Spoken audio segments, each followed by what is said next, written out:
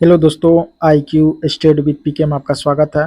अगर आप हमारे इस चैनल पे नए हैं तो चैनल को सब्सक्राइब कीजिए। तो दोस्तों हम लोग कर रहे हैं RWA यानी रोजगार वित्त अंकित यानी अंकित भाटी सर का जो एसएससी जीडी का सामान्य ज्ञान का जो प्रीवियस ईयर का जो बुक निकला है, तो इसी को हम लोग अभी कर रहे हैं। इसमें 2019 से लेकर 2024 तक जो भी क्वेश्चन दिया हुआ है उसका डिस्कशन के साथ दिया हुआ है। हम लोग जो है इसमें 50 नंबर क्वेश्चन तक कर लिया है हिस्ट्री का, और आज हम लोग करेंगे 51 नंबर प्रश्न से। तो वीडियो को पूरा देखिए, लास्ट तक बने रहें। और जैसे इसमें जो है क्या है कि एक अच्छा फैक्ट दिया हुआ है कि जैसे कोई भी क्वेश्चन दिया हुआ है ना, उसका डिस्कशन भी इसमें दिया हुआ है सामने में ही, तो इसमें याद करने में अच्छा रहेगा। चैनल पर नए हैं तो चैनल को सब्सक्राइब कीजिए, और इसका प्लेयर लिस्ट भी बना दिए हैं जो इस वीडियो के डिस्क्रिप्शन में आपको नीचे मिल जाएगा। टेलीग्राम चैनल का भी लिंक है, दोनों से जुड़ जाइए। अगर पार्ट 1 और पार्ट 2 वीडियो नहीं देखें इसका, देख लीजिए प्लेयर लिस्ट का लिंक में जाके। तो चलिए स्टार्ट करते हैं। 51 नंबर का प्रश्न है, गौतम बुद्ध ने बोध के लिए अपना रास्ता खोजने का फैसला किया और बिहार के बोध गया में डैश के पेड़ के नीचे कई दिन तक ध्यान किया। तो कौन सा पेड़ के नीचे ध्यान किया था? ये पीपल के पेड़ के नीचे। तो 51 नंबर का राइट आंसर को ऑप्शन नंबर ए, पीपल का वृक्ष। देखिए यहाँ प्रमुख घटना है और संबंधित प्रतीक चिन्ह। जन्म, देखिए जन्म कमल और साठ, ज्ञान पीपल के वृक्ष के नीचे, महाबोधि वृक्ष जिसे हम लोग कहते हैं, और गिरित या घोड़ा, इसका निर्वास पद चिन्ह, मृत्यु या महापरिनिर्वाण स्तूप। नोट, गौतम बुद्ध ने ज्ञान प्राप्त के लिए गया बिहार नामक स्थान पर निरंजना नदी के तट पर पीपल यानी महाबोधि वृक्ष के नीचे समाधि लगाई थी, और वहीं पे इसको जो है ज्ञान प्राप्त हुआ। 52 नंबर का प्रश्न है, गौतम बुद्ध ने अपनी शिक्षा सामान्य लोगों की डैश भाषा में दी। तो कौन सी भाषा में दिया था? तो देखिए ये जो शिक्षा जो दिया था आपको, पाली भाषा में दिया था। 52 नंबर का राइट आंसर को ऑप्शन नंबर ए, पाली भाषा। गौतम बुद्ध ने आम जनता की भाषा यानी पाली भाषा में अपने उपदेश को दिए थे। गौतम बुद्ध ने सर्वाधिक उपदेश कौशल राज्य की राजधानी श्रावस्ती में दिए थे। 53 नंबर प्रश्न, जैन धर्म के नियमों का पालन करना निम्नलिखित में से किसके लिए अधिक कठिन था? तो ये जो सबसे बड़ा कठिन जो था आपको किसके लिए था? किसानों के लिए। 53 नंबर का राइट आंसर का ऑप्शन नंबर सी, किसान। देखिए पंच महाव्रत, अनुव्रत, देखिए अहिंसा, सत्य, अपरिग्रह, अस्तेय, ब्रह्मचर्य तथा त्रिरत्न, सम्यक ज्ञान, सम्यक दर्शन, सम्यक आचरण भी जैन से संबंधित है। जैन धर्म में 10 लक्षण तथा 7 शील व्रतों का भी उल्लेख है।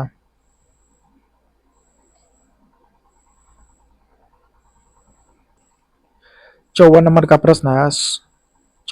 प्रश्न है बुद्ध शाक्यगण नामक एक छोटे गण से संबंधित थे और एक डैश थे, क्या थे? तो ये थे आपको क्षत्रिय।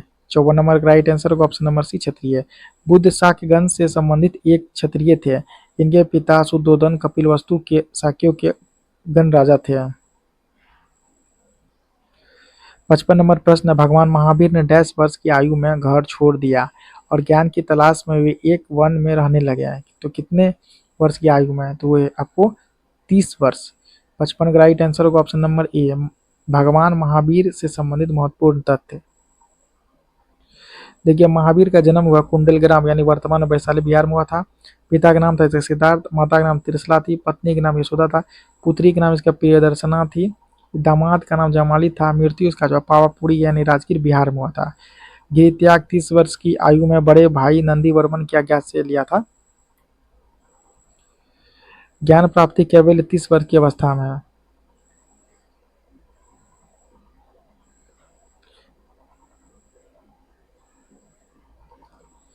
गिरि त्याग के पश्चात 12 वर्ष कठोर तपस्या के बाद 42 वर्ष की अवस्था में रिजु पालिका नदी के तट पर साल वृक्ष के नीचे जाम्भिक ग्राम में, ठीक है।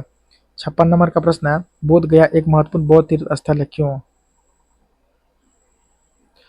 इसलिए है क्योंकि यहाँ जो है गौतम बुद्ध को ज्ञान प्राप्त हुआ था। 56 का राइट आंसर का ऑप्शन नंबर बी। यहाँ बोध गया में गौतम बुद्ध को ज्ञान की प्राप्ति हुई थी।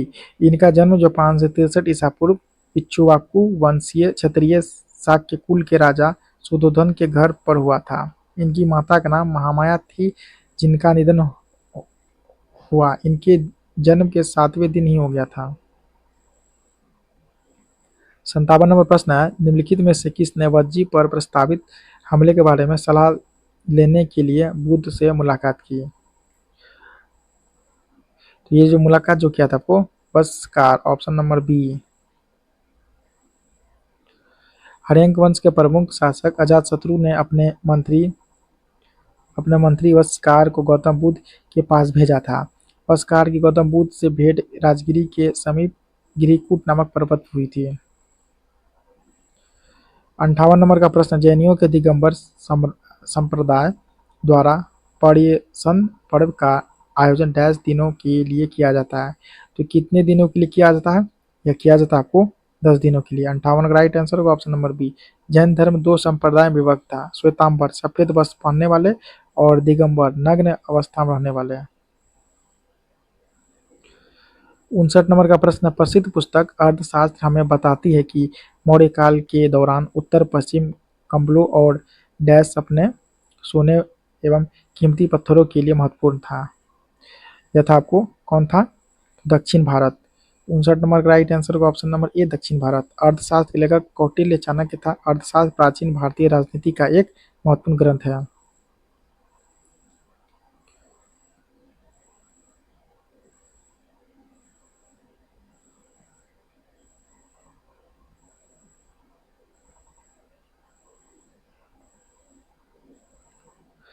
साठ नंबर का प्रश्न है, निम्नलिखित में से कौन सा एक मौर्यकालीन शिलालेख वर्तमान भारत में नहीं है या नहीं पूछा है?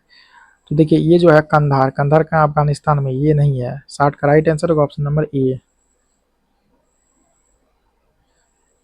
मौर्य सम्राट अशोक के वृहद शिलालेखों की संख्या 14 है। कलसी शिलालेख देहरादून उत्तराखंड में है, गिरनार शिलालेख जूनागढ़ गुजरात में है एवं मस्की शिलालेख जो है रायचूर कर्नाटक से प्राप्त हुआ है। 61 नंबर प्रश्न, मौर्य साम्राज्य की राजधानी डैश थी? तो मौर्य साम्राज्य की राजधानी थी आपको पाटलिपुत्र। 61 का राइट आंसर होगा option number D, Pataliputra. Maurya साम्राज्य के संस्थापक चंद्रगुप्त मौर्य था। मौर्य साम्राज्य की राजधानी पाटलिपुत्र था। मौर्य साम्राज्य के शासनकाल की अवधि है 322 से 185 ईसा पूर्व। 62 नंबर प्रश्न है, मौर्य साम्राज्य का अंतिम शासक निम्नलिखित में से कौन था? मौर्य साम्राज्य का अंतिम शासक निम्नलिखित में से कौन था? तो अंतिम शासक था आपको बृहद्रथ, ऑप्शन नंबर ए। वर्ष 185 ईसा पूर्व में अंतिम मौर्य शासक बृहद्रथ की हत्या उसके सेनापति पुष्यमित्र शुंग ने की थी, जिसके बाद शुंग वंश की स्थापना हुई। 63 नंबर प्रश्न, निम्नलिखित में से कौन मौर्य साम्राज्य का दूसरा शासक था? मौर्य साम्राज्य का दूसरा शासक कौन था? तो मौर्य साम्राज्य का दूसरा शासक था आपको बिंदुसार। 63 का राइट आंसर होगा option number B, Bindusara. Maurya साम्राज्य के शासनकाल की अवधि थी आपको 322 से 185 ईसा पूर्व। इसके बाद है चंद्रगुप्त मौर्य के शासनकाल की अवधि थी 322 से 298 ईसा पूर्व। बिंदुसार के शासनकाल की अवधि थी 298 से 273 ईसा पूर्व। अशोक के शासनकाल की अवधि थी 273 से 232 ईसा पूर्व। नोट, अशोक का वास्तविक राज्याभिषेक 269 ईसा पूर्व में हुआ था। 64 नंबर का प्रश्न, अशोक के धम्म में भगवान की पूजा या बलिदान का प्रदर्शन है? अशोक के धम्म में भगवान की पूजा या बलिदान का प्रदर्शन है? तो देखिए ये शामिल नहीं था, ऑप्शन नंबर ए जो है।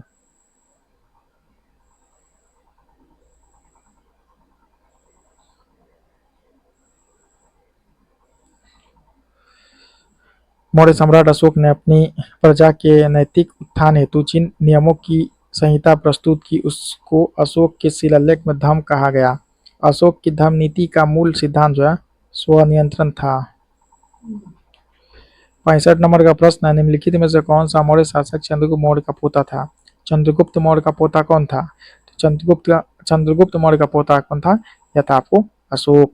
65 का राइट आंसर होगा option number B, Ashoka. Ashoka Bindusara का पुत्र एवं चंद्रगुप्त मौर्य का पोता था तथा अशोक की माता का नाम सुभद्रांगी थी।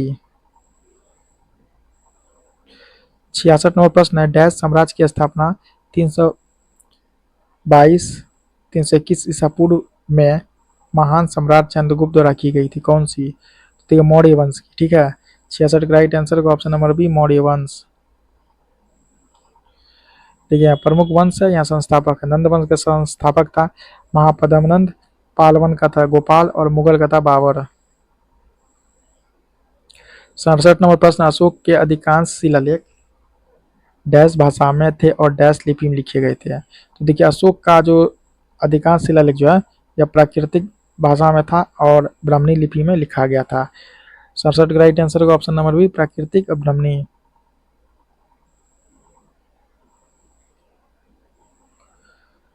68 नंबर का प्रश्न है, कौन सा मौर्य भारतीय सम्राट अपने शिलालेखों और स्तंभों के लिए प्रसिद्ध है? तो ये है आपको अशोक। 68 का राइट आंसर होगा option number D, Ashok. Maurya सम्राट अशोक के बृहद शिलालेखों की संख्या 14 एवं दीर्घ स्तंभों की संख्या 7 है। 69 नंबर का प्रश्न है, मौर्य साम्राज्य के चंद्रगुप्त मौर्य के गुरु कौन थे? तो चंद्रगुप्त मौर्य के गुरु थे आपको कौन थे? तो चंद्रगुप्त मौर्य के गुरु कौटिल्य थे। 69 का राइट आंसर का option number B, Kautilya. Maurya साम्राज्य के संस्थापक चंद्रगुप्त मौर्य के गुरु कौटिल्य थे। इनका अन्य नाम चाणक्य यानी विष्णुगुप्त भी था। 70 नंबर प्रश्न, मौर्य साम्राज्य के सम्राट अशोक डैश के अनुयायी थे, किनके अनुयायी थे? ये बौद्ध धर्म का अनुयायी थे। 70 का राइट आंसर होगा ऑप्शन नंबर डी, बौद्ध धर्म। मौर्य सम्राट अशोक से संबंधित महत्वपूर्ण तथ्य, अशोक का राज्य अभिषेक जो वर्ष 269 ईसा पूर्व में हुआ था। अशोक ने अपनी राज्याभिषेक के 8वें वर्ष यानी 261 ईसा पूर्व में कलिंग पर आक्रमण किया था। अशोक को देवाना प्रिय, प्रियदर्शनी, देवताओं का प्रिय उपनाम से भी जाना जाता है। अशोक को बौद्ध धर्म की दीक्षा उपगुप्त नामक बौद्ध भिक्षु ने दी थी। 71 नंबर का प्रश्न, भारत में मौर्य साम्राज्य की स्थापना 322 ईसा पूर्व में हुई थी और इसकी राजधानी पाटलिपुत्र थी, जिसे अब डैश के नाम से जाना जाता है। तो पाटलिपुत्र को अब हम लोग जो है पटना के नाम से जानते हैं। 71 का राइट आंसर का option number D, Patna. 72 number प्रश्न है, निम्नलिखित में से किस मौर्य शासक ने बौद्ध धर्म के प्रचार प्रसार का बीड़ा उठाया? तो ये जो बीड़ा उठाया था आपको कौन उठाया था? अशोक ने। 72 का राइट आंसर का option number B, Ashoka. Ashoka बौद्ध धर्म का अनुयायी था। बौद्ध धर्म के प्रचार प्रसार के लिए अशोक ने धर्म प्रचारक अन्य स्थान पर भेजे। अशोक द्वारा भेजे गए प्रमुख धर्म प्रचारक का नाम और स्थान, महाधर्म रक्षित महाराष्ट्र, महेंद्र एवं संघमित्रा श्रीलंका, महारक्षित फिर से देखिए महारक्षित यवन देश, सोना एवं उत्तरा सुवर्ण भूमि, मज्जिम हिमालयी पर्वत देश। 73 नंबर प्रश्न, अशोक ने अपनी शिलालेख में उल्लेख किया है कि उसने राजा बनने के डैश बाद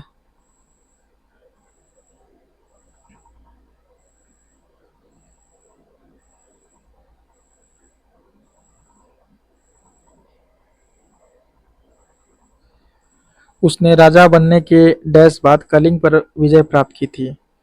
देखिए 8 वर्ष के बाद, ठीक है। तो इसका राइट आंसर होगा ऑप्शन नंबर डी, 8 वर्ष।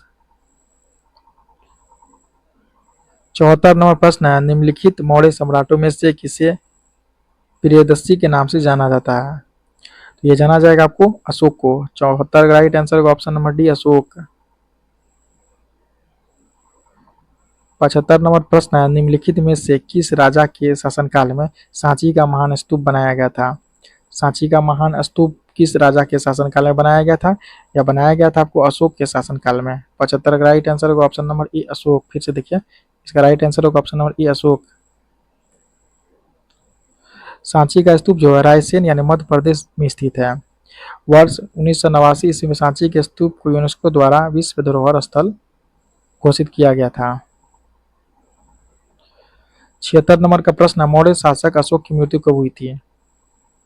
तो इसकी मृत्यु हुई थी आपको 332 ईसा पूर्व में, ऑप्शन नंबर डी। मौर्य शासक अशोक की मृत्यु 232 ईसा पूर्व में हुई थी।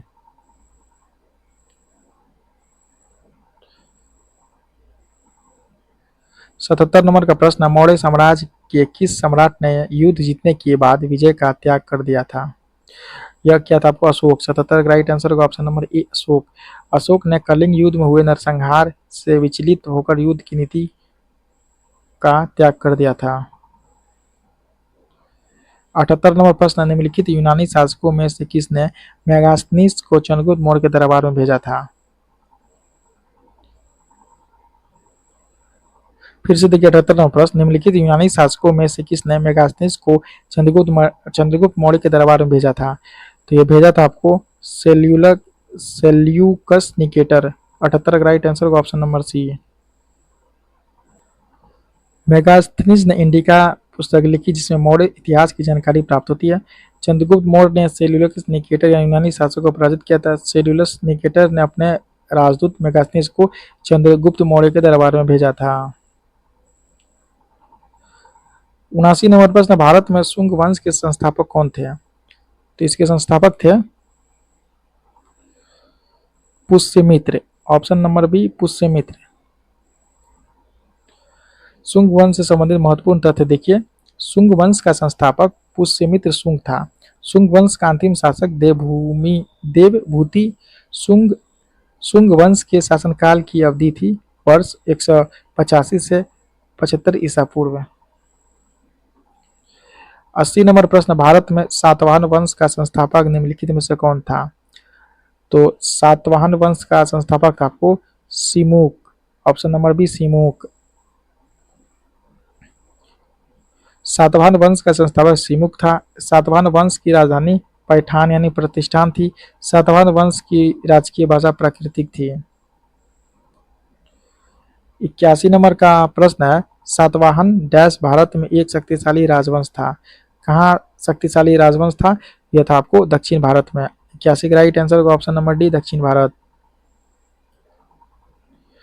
संस्थापक इसका सिमुक था। सातवाहन वंश का प्रथम यशस्वी शासक सातकर्णी प्रथम था। सातवाहन वंश का सबसे महान शासक गौतमीपुत्र सातकर्णी थी। इसके सातवाहन वंश का शासित मुख्य क्षेत्र महाराष्ट्र, आंध्र प्रदेश व कर्नाटक दक्षिण भारत का क्षेत्र था। 82 नंबर प्रश्न, प्रसिद्ध शासक कनिष्क डैश वंश के थे। कौन से वंश के थे? ये कुषाण वंश के थे। कनिष्क कुषाण वंश के थे। कुषाण वंश के अन्य प्रमुख शासक भीम, कडफिसस, फुजुल, कडफिसस, वासिक, हुविस्क और वासुदेव।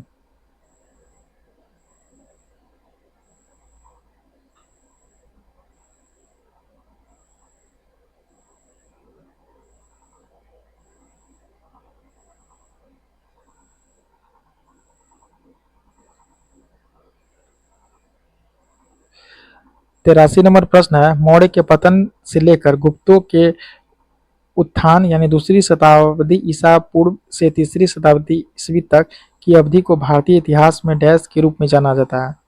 तो भारतीय इतिहास में जो है ये देखिए, ये क्वेश्चन पूछा हुआ था आपको SSC GD 5 मार्च 2024 थर्ड शिफ्ट में।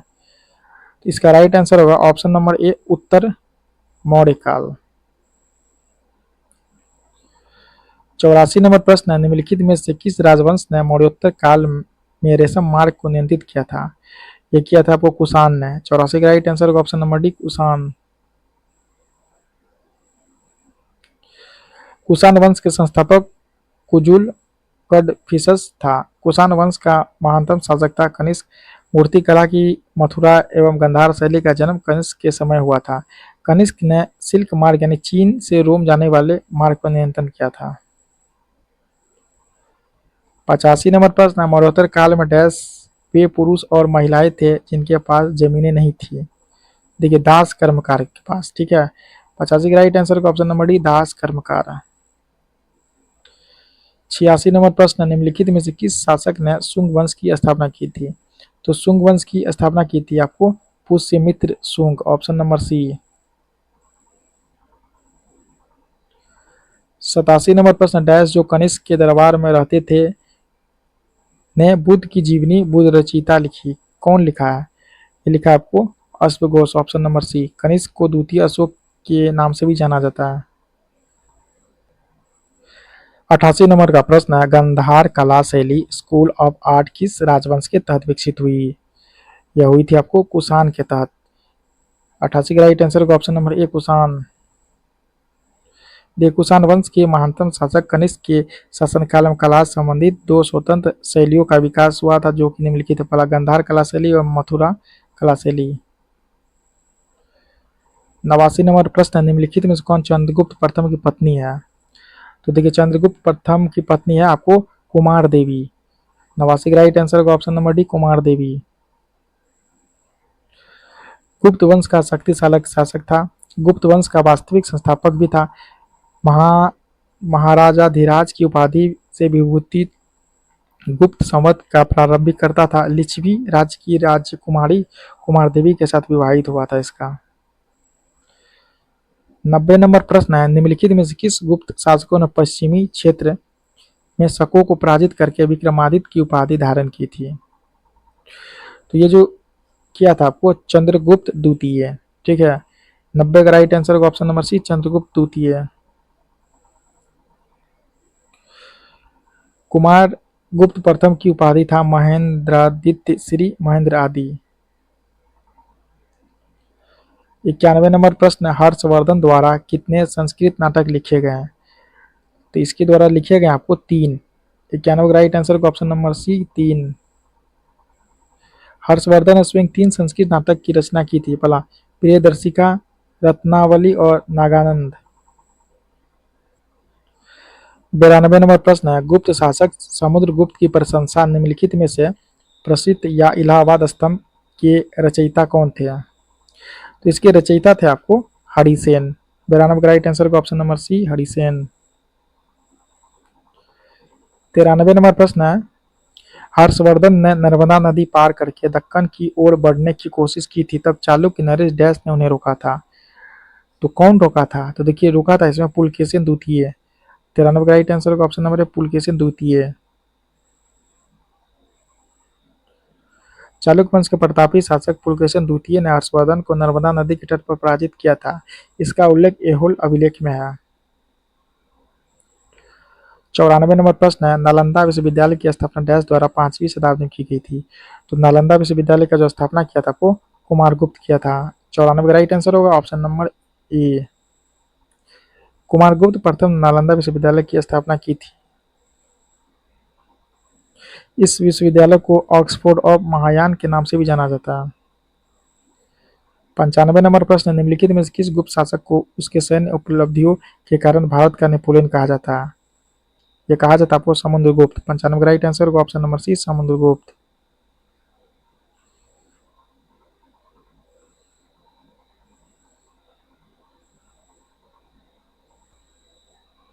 96 नंबर प्रश्न, हर्षवर्धन और पुलकेशिन द्वितीय का युद्ध किस नदी के तट पर हुआ था?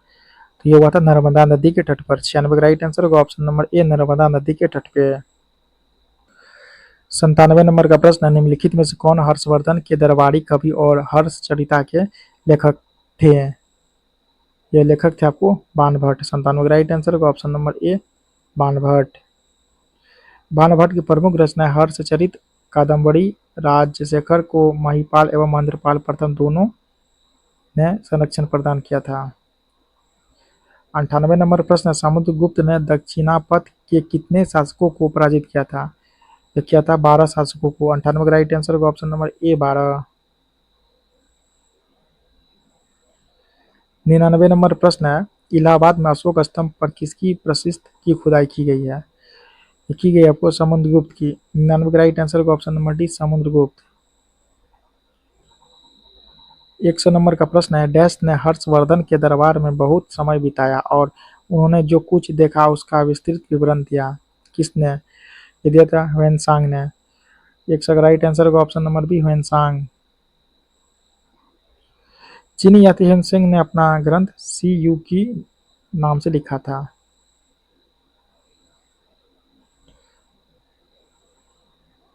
फिर से देखिए 100 नंबर का प्रश्न, डैश ने हर्षवर्धन के दरबार में बहुत समय बिताया और उन्होंने जो कुछ देखा उसका विस्तृत विवरण दिया। किसने दिया? इसका विस्तृत विवरण दिया था ह्वेनसांग ने। Option number B.